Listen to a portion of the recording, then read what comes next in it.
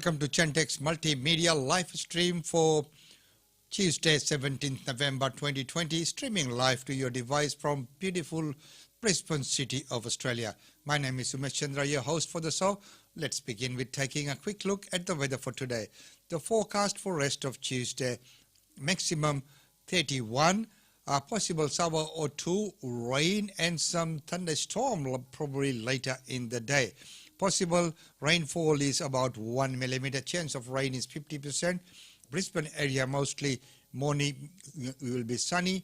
Medium 50% chance of showers during this afternoon and evening, and the chance of a thunderstorm during this afternoon and evening.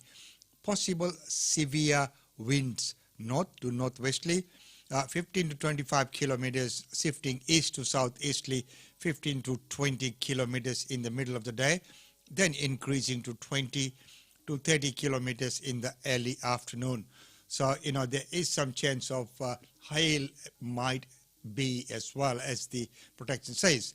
Well, fire danger remains high around this time of the year. Obviously, sun protection is recommended from now till about 3:30 p.m. with the UV index reaching extreme.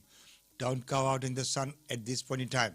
Well, it is reaching 11, which is quite an extreme case. Well, right now, let's move on and take a quick look at the top stories for today. But as we know, Queensland government has made some great announcements.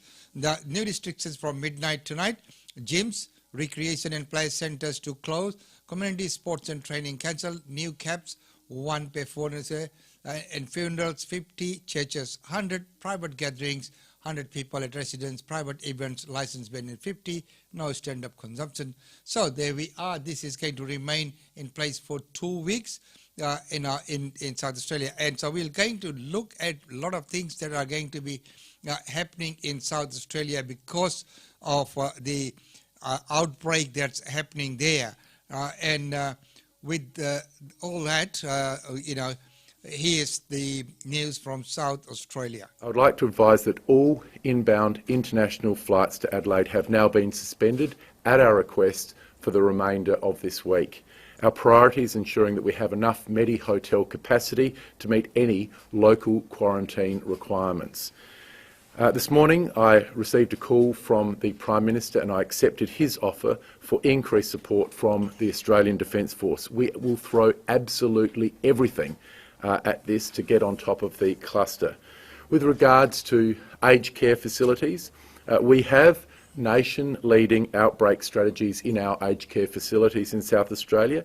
As soon as there is any positive case of a resident in an aged care facility, and I would like to stress that there is no confirmed case of a resident with the coronavirus infection in South Australia, but if there was, they would go straight to the Royal Adelaide Hospital.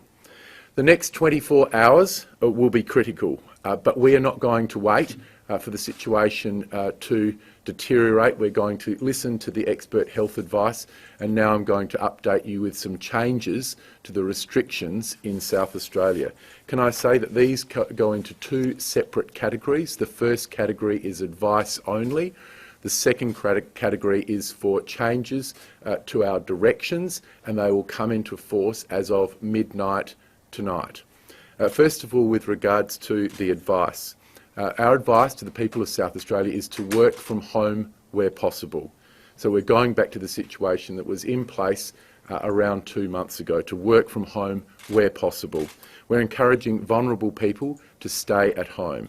We're encouraging those people to avoid having visitors visit them at the moment. We're also advising against any unnecessary travel at the moment, and we're also advising to wear a mask where it's not possible to physically distance, for example, on public transport. These areas are advice only.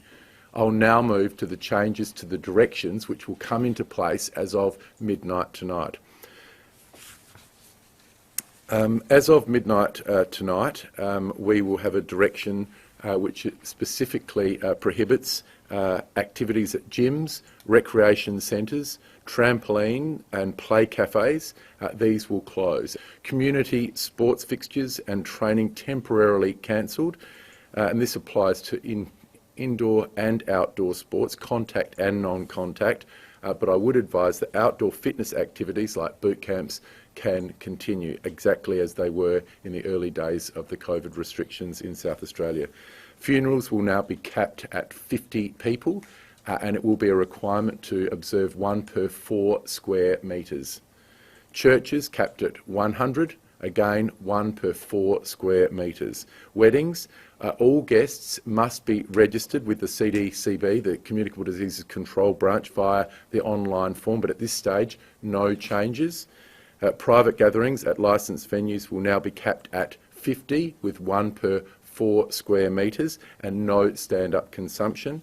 Hospitality, pubs, clubs and restaurants will be capped at 100 per venue with 1 per 4 square metres and no stand-up consumption even outdoors, and a maximum booking of 10 people in our hospitality sector, pubs, clubs and restaurants. Private residents are capped now at 10 persons per residence, and all activities with an approved COVID management plan scheduled for the next 2 weeks have been cancelled.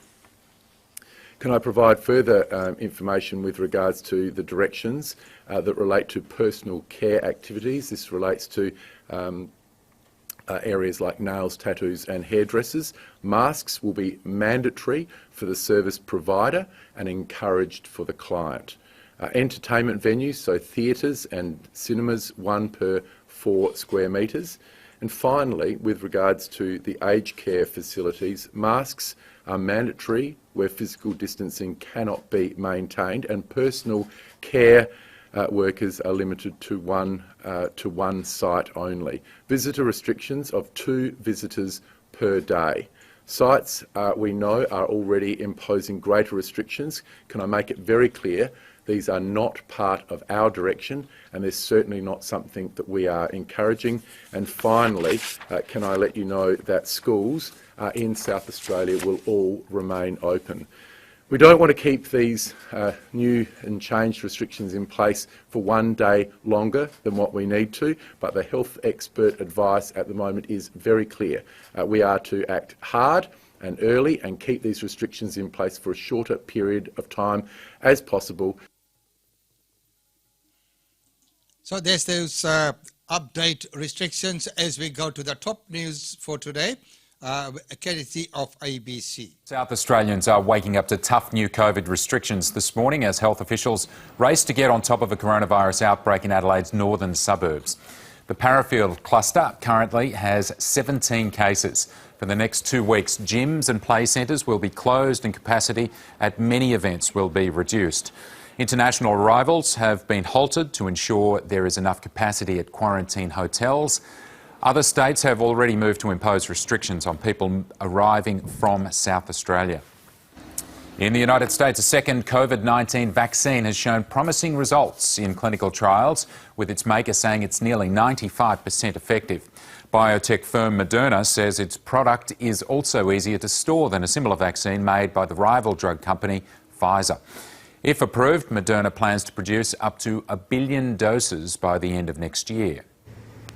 Michigan and Washington have become the latest US states to impose lockdowns as COVID-19 spreads faster in the United States than at any time since the pandemic began. The country has passed 11 million cases just a week since it's passed the 10 million mark. And back home in Queensland, restrictions will be eased today, allowing restaurants and theatres to increase the number of patrons. From 4 o'clock this afternoon, venues where people are seated will be able to trade at 100% capacity. Social distancing requirements will also be eased in cafes, pubs, museums and places of worship. And good morning to everyone who has joined in. It's wonderful to see you all in the night. Welcome to the show, Chandan Daji. Welcome to the show, Aliya Khan Pillai. Welcome to the show as well. Well, it is wonderful to see that there's so much happening out there. Now, we talked about the new cabinet, and at that time I was asked, what about what's happening with the leader of opposition? Well, let's hear from the leader of opposition. David Crisafulli, Queensland's new opposition leader.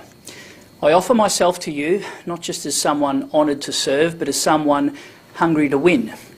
I'm hungry to win for the small business owners and their staff who are looking for hope as they enter an uncertain year ahead. I'm hungry to win for our party faithful who are recovering from weeks standing in the searing sun and, for some, the pouring rain, to stand up for their beliefs.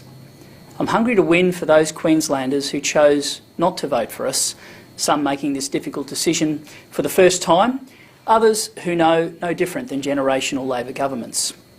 I present myself to you at the start of a long and hard 4 years ahead for the LNP. We've lost another election.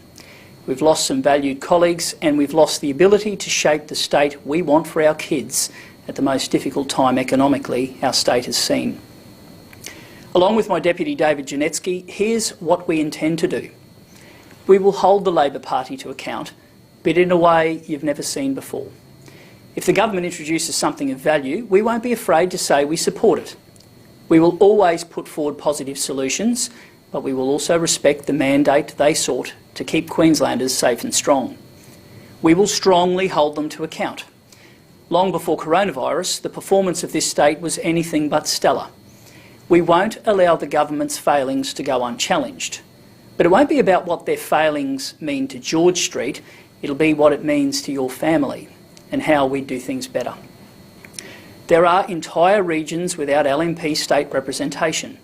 We will work with our council and federal colleagues with the energy and humility needed to win back your trust. I will assemble a team of some of the best economic minds in the Parliament. The next election in 2024 will be about the impact of the economy on your family, and I intend to show why we will be ready to govern. At times, my style will make you pleased. At times, I will fall short. Some will hope I go harder. Some insist I go softer. I don't expect glowing opinion polls, but I've never commented on them, and I've never been driven by them. Instead, I'll deliver a vision to you of a path to government, and we will follow it methodically. In the weeks, months and years ahead, you can expect a torrent of abuse towards me from the Labor Party. They'll also attempt to tar me with the actions of a government that will be a decade in the wilderness by the time of the next election. No one in politics understands the community sentiment from 2012 better than me. I understand the strong desire of Queenslanders for a government to reform with caution and humility. I intend to show our public service not only how valued they are, but my vision to empower them. The ability to make decisions must be delegated, and this includes to those working in the regions. In the next 4 years, I'll show you why I burn to win. There's less of us in the Parliament, so we're going to have to work harder. But work harder we will to keep the government on its toes and set ourselves on a path to improve life for your family in 2024. Being in opposition isn't easy, and nor should it be. But we will take this time to earn back your trust and ensure the government keeps true to its word to keep us safe and strong, and we'll ready ourselves for the challenges that lie ahead. Above all, we will show you we are hungry to win and hungry to make a better Queensland. David Crisafulli there, and of course we know that originally from Townsville, but now in Gold Coast, and together with him we set up the Diwali Fest or the cultural fest in Townsville. You know, he was instrumental in getting that off the ground. Well, getting it off the ground, 100 years ago, Qantas took off, and here's some glimpses of that journey as Qantas celebrates 100 years in the skies. Humans weren't born to fly, but that didn't stop us. 100 years ago, we dared to dream bigger than ever before and invented our own set of wings. We conquered the tyranny of distance. We turned the impossible into the possible. And from the remote dust of outback Australia, Qantas and its people brought the world closer together. Our first aircraft were as fragile as the young nation we called home. But time would see our wings stretch around the globe. The flying machines only got better. The company only got stronger. The world as we knew it only got smaller. And just as our small company grew, so too did the Australian spirit. Across the decades, Qantas and Australia endured. Through war, drought, fires and floods, tough times built resilience and resolve.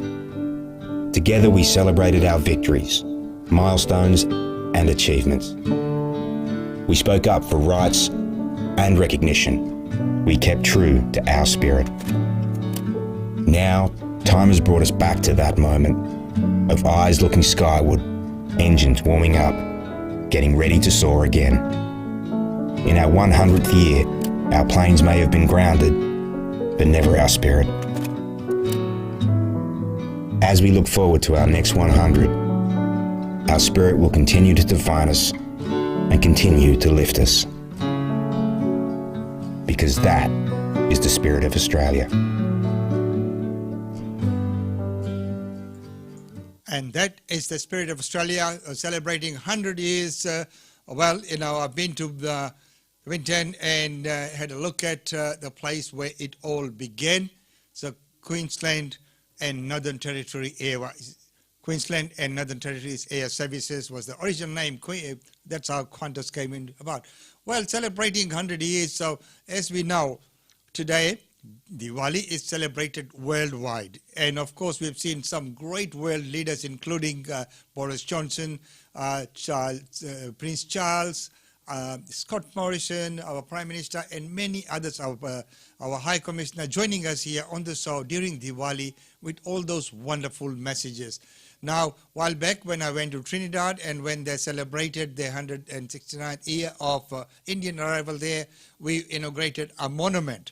As we know, Indians from India in the original indenture system under the British went and left to many countries, including Trinidad. So here's how they celebrate Diwali. They call it motorcade, but similar things used to happen in Fiji, especially in Bar, where they had the floats coming from Civic Centre ending up in Govind Park. So this is similar to what they do here in Trinidad. Let's go to Trinidad for Diwali.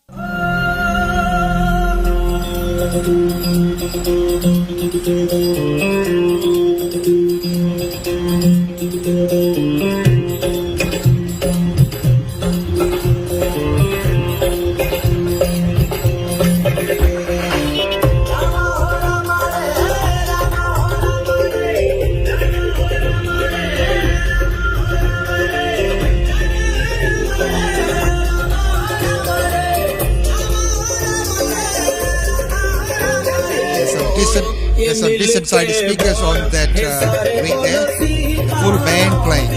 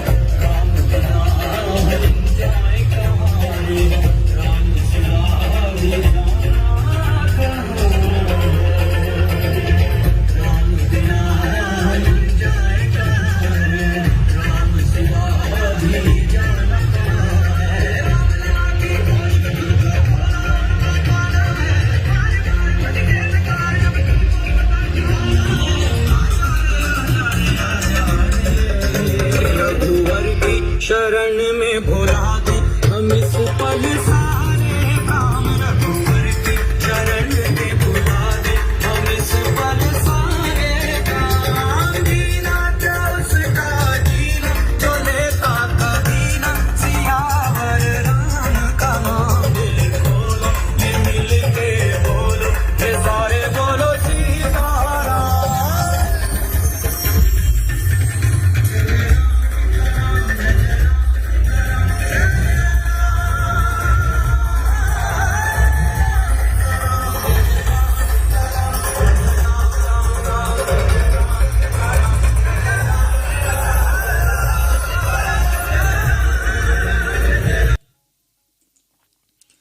So, on the far distant lands, wherever the people of Indian origin went, they took with them their customs, culture and tradition, and they've kept them alive even up till today.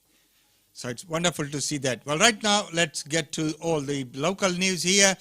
And as we know, what's happening in South Australia, and that has a far-reaching impact. Well, let's take a look at the outbreak as it is reported from South Australia.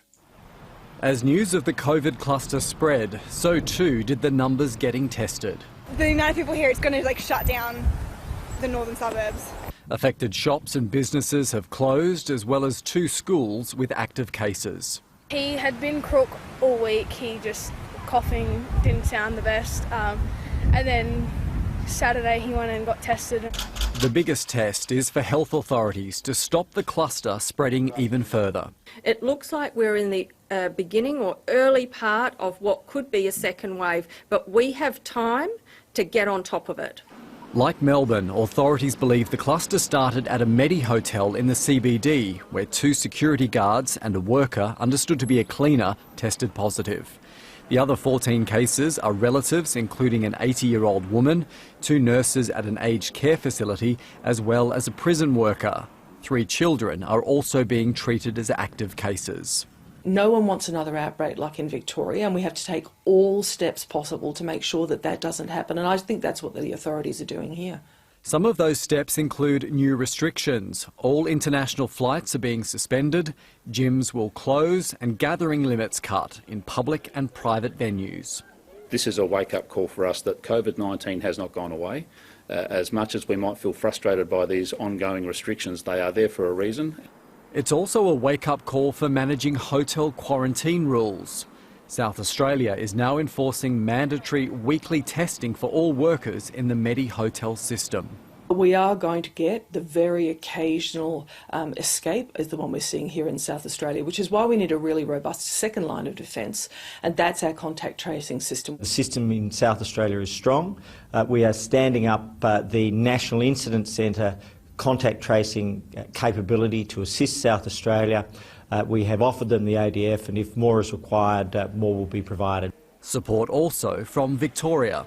I would be confident that South Australia will get on top of this, and if there's anything we can do, large or small, then of course we stand ready to do that. Hundreds of people are in quarantine across Adelaide, including 96 police officers. And with thousands lining up for a swab today, it's inevitable more cases will be found. Richard Davies, ABC News, Adelaide. And of course, there will be more cases found, as Donald Trump had said.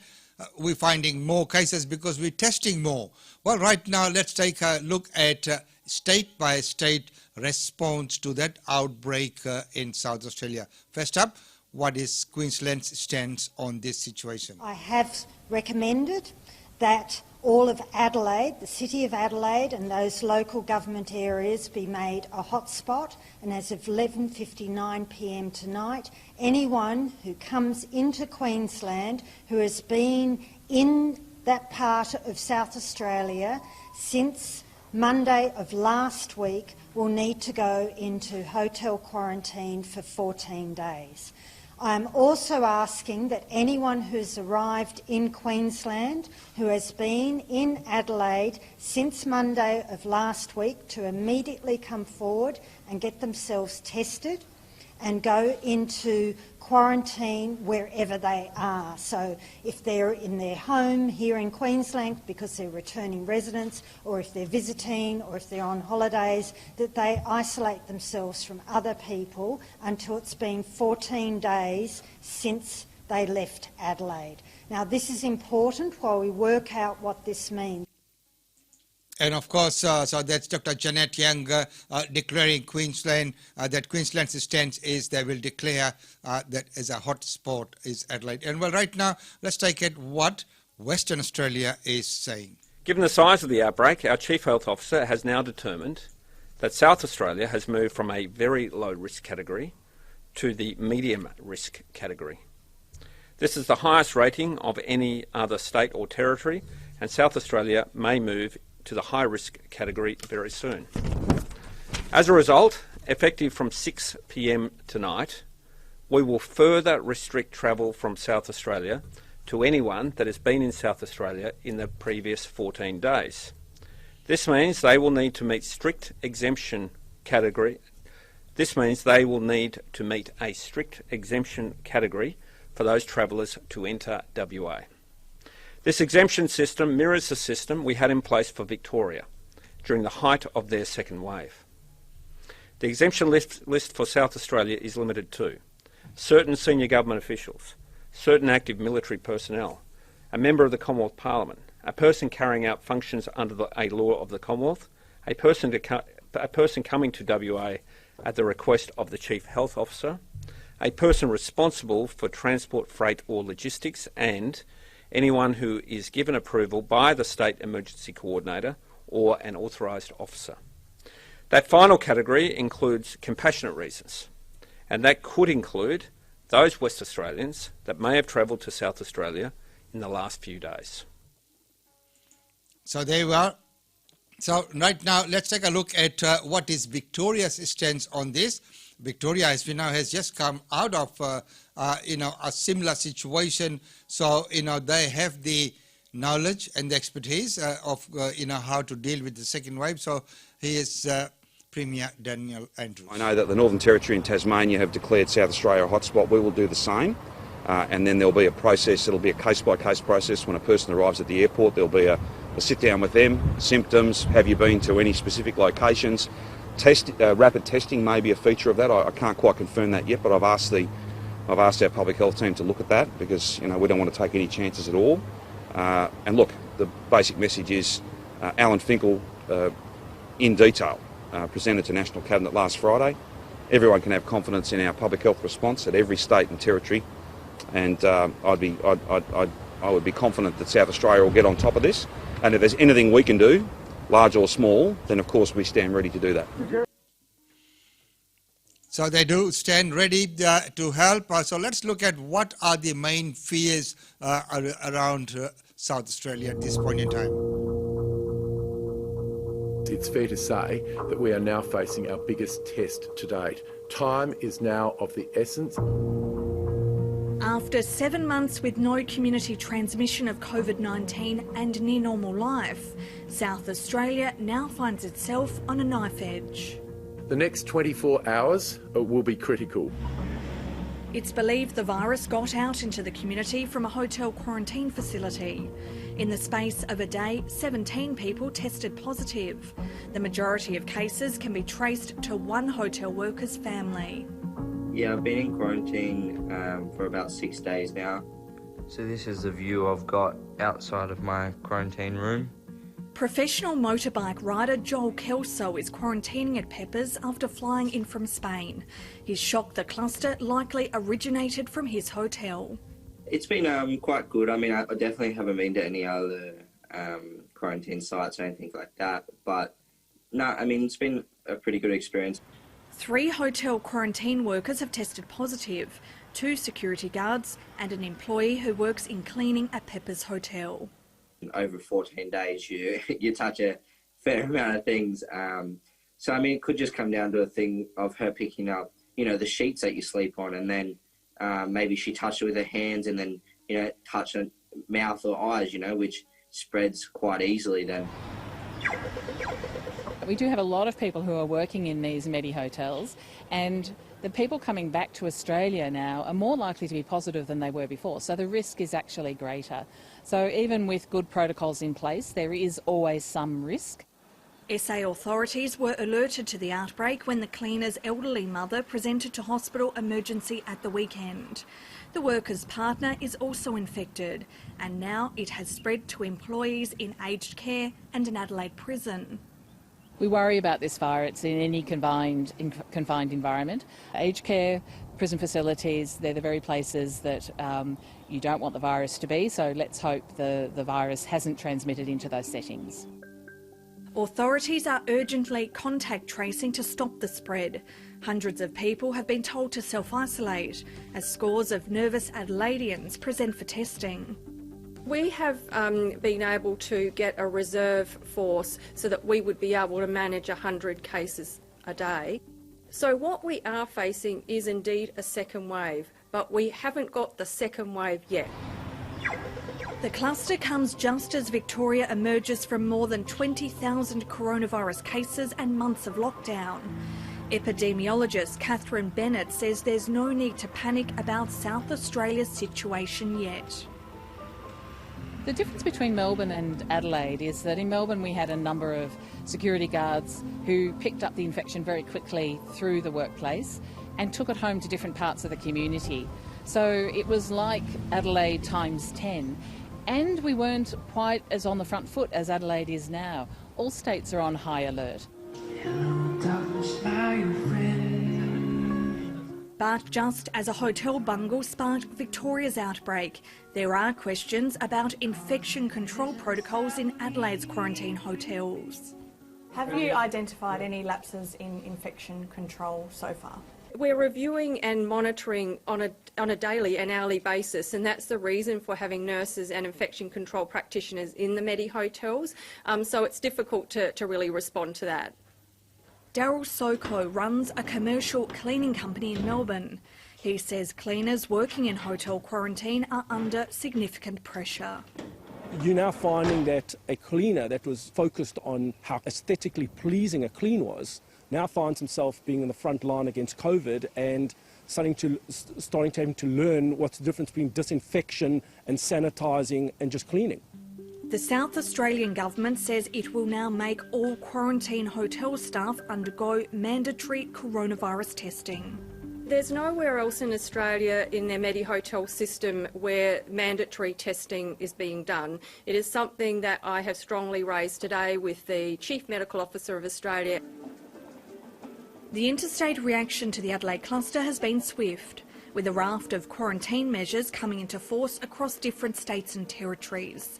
Western Australia has reinstated a hard border with South Australia. The mood on the plane had been so joyous. Everybody was coming to Perth to see new babies, grandmas, husbands, brothers, cousins, all sorts of things. Anne Clark flew from Adelaide to Perth at the weekend to see her family, only to be told she'd have to self-isolate for a fortnight or return to South Australia. It was devastating. Just that sense of joy and having it pulled out from underneath you.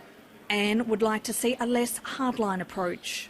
It's pathetic. I thought this was Australia, and I cannot understand why the technology and the resources can't be put into making this a more manageable experience without any sense that this isn't a very serious issue.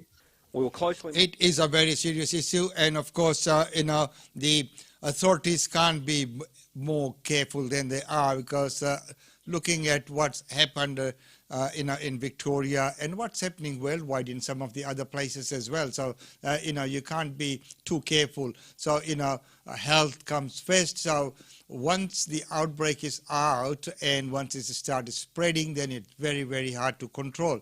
So that's why if it's nipped in the bud, the control measures are put in a timely manner, then, the control is much more easier. Well, right now it's time for a commercial break.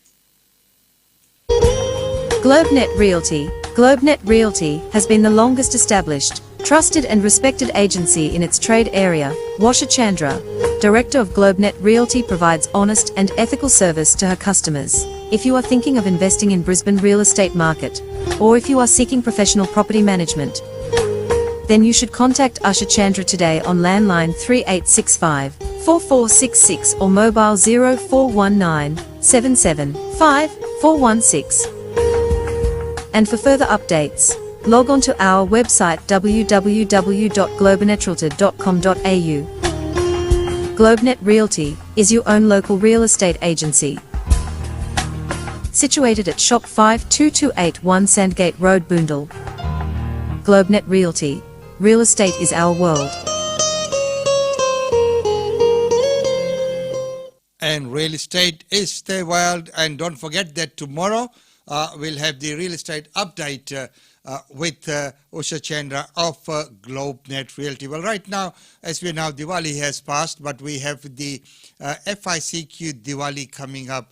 And to talk about that, I would like to welcome into the studios Syam Das from FICQ, who is the president of FICQ. Syamji, namaskar. Namaskar. With great pleasure and delight, the Federation of Indian Communities brings to you Diwali 2022 2020.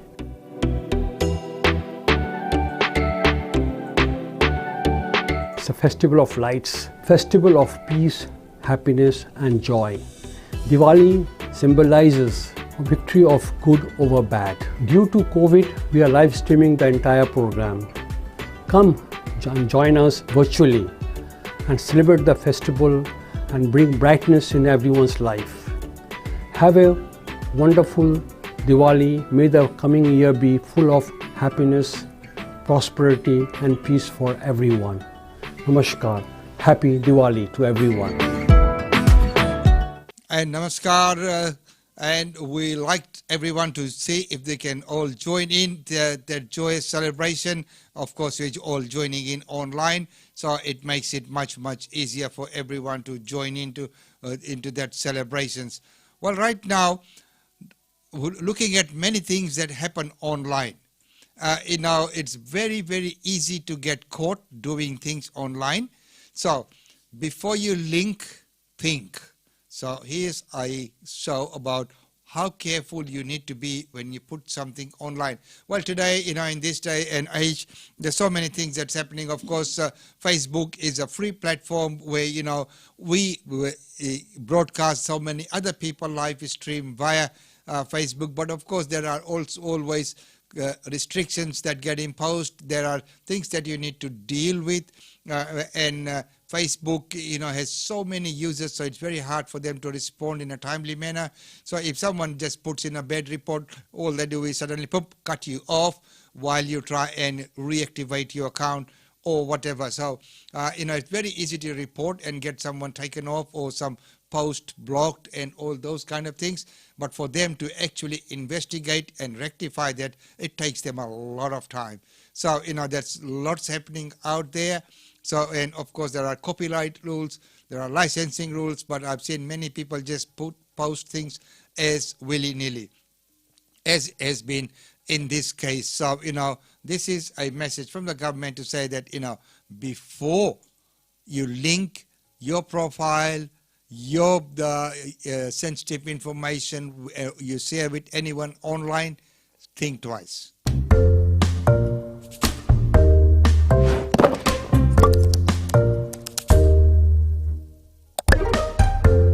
This is Jack. Jack works in the defence industry. He loves his job, but updates his professional networking profile just in case.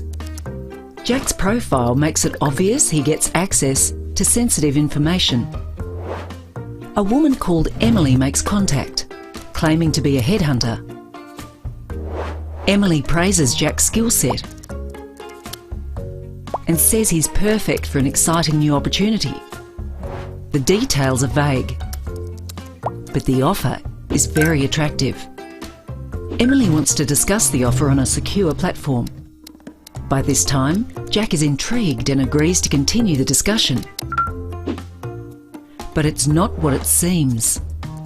Emily is a spy operating from another country.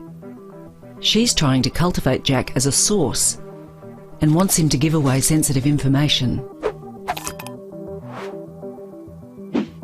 Don't end up like Jack. Be aware. Foreign spies are targeting Australians online. Be discreet. Don't boast about your access to sensitive information. And be responsible. Report suspicious approaches to your security manager. If an offer seems too good to be true, it probably is. Think before you link. And a very important message. Of course, these days everyone's online and there's so much information that people give away easily online because, once someone's account is restricted or something like that, they want verification, they want this, and people are just too eager to provide that, without even questioning where, this information will end up. And I've seen little kids these days having, being exposed to online services. So many times they won't know or they will be unsuspecting of who the other person might be or where all this information is going. But the other point is that these days rules are coming in about what you can post online as well, because you can get fined even though you might be a high-profile punk artist.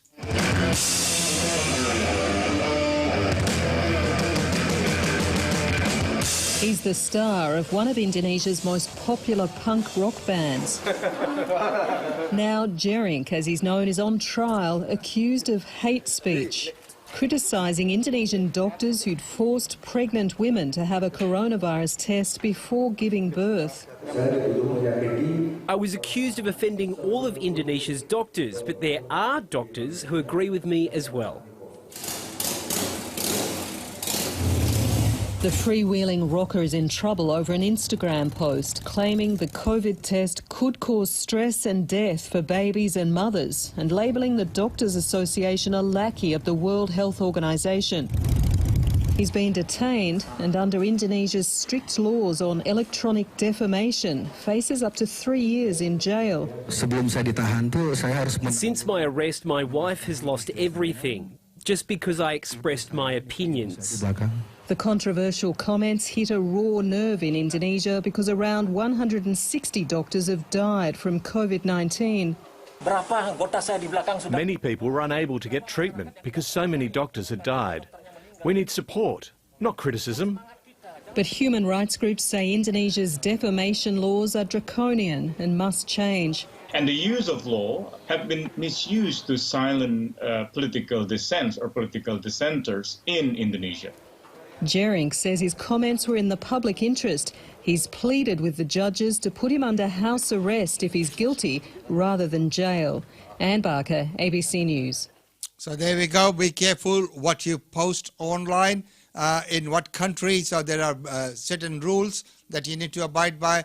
And I think it's about time that the online policing begin, because, it is a lot of times out of control, and people have put on many hate speeches, condemning other religions and all sorts of things, someone does the right thing and, says some good news and other things like that, they get taken down.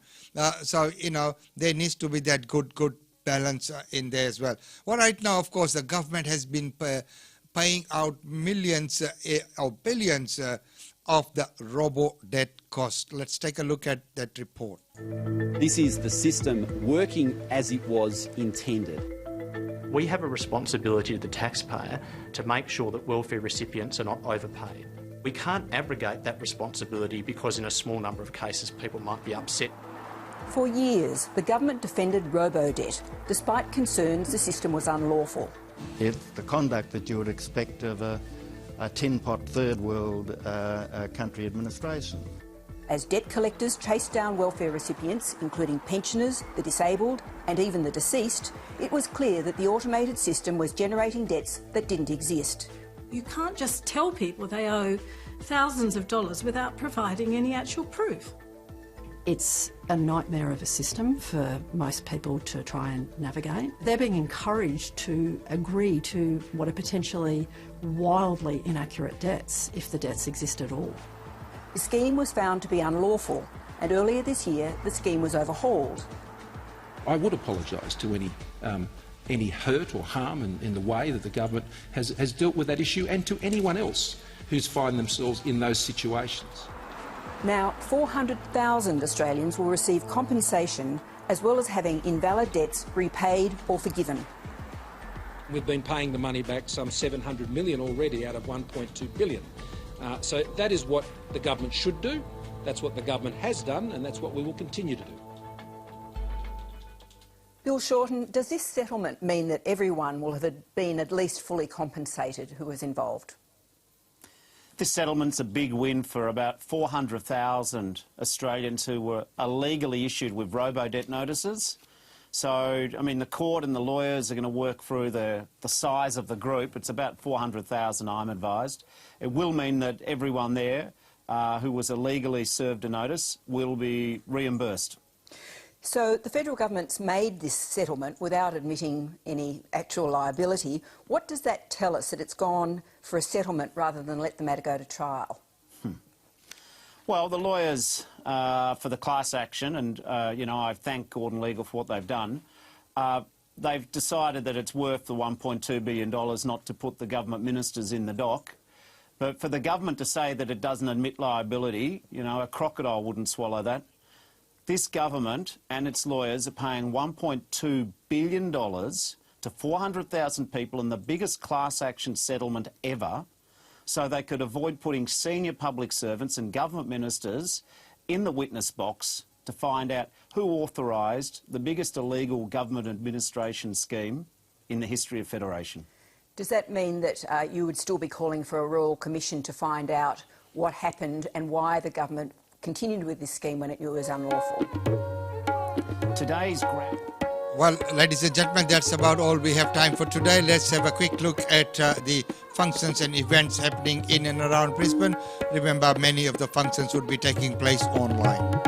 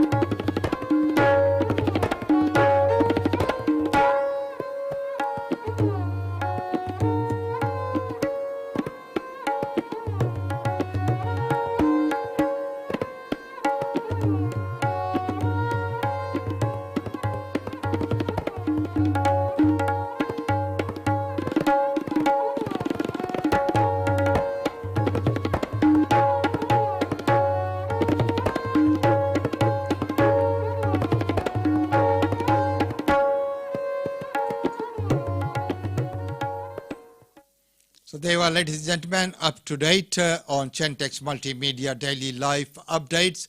Until tomorrow, it's goodbye from me. And until the Australian Indian Radio's Facebook page is sorted out, we will be streaming via my personal profile page and, of course, through Brisbane Indian Times, and it is also live streamed simultaneously on YouTube. So 3 different channels it goes on, so you can view it via your favorite platform or location, and it's always available afterwards as well. We will repost it on other locations there as well. Thank you very much for your support, and also thanks to all the admins of the many groups who are supporting us by promoting or sharing the links on their groups. Much appreciated. Until tomorrow, stay safe.